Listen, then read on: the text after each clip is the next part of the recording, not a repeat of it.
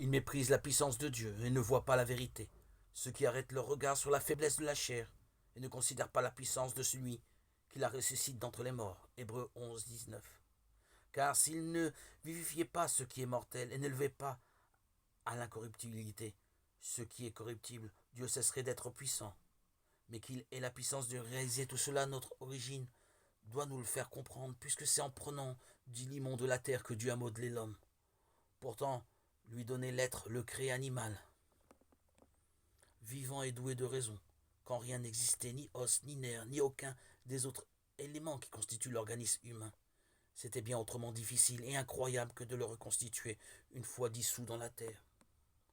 La chair sera capable de recevoir et de contenir la puissance de Dieu, puisqu'au commencement, elle a reçu l'art de Dieu, et qu'ainsi, une partie d'elle-même est devenue l'œil qui voit, une autre l'oreille qui entend, une autre la main qui palpe et qui travaille, une autre les nerfs qui sont tendus de toutes parts et qui maintiennent ensemble les membres, et que sais-je encore.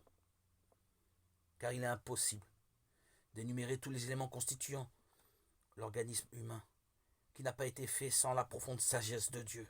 Or, ceux qui participent à l'art et à la sagesse de Dieu participent aussi à sa puissance. La chair n'est donc pas exclue de l'art, de la sagesse et de la puissance de Dieu. Mais la puissance de Dieu, qui procure la vie, se déploie dans la faiblesse. 2 Corinthiens 12, 9, c'est-à-dire dans la chair.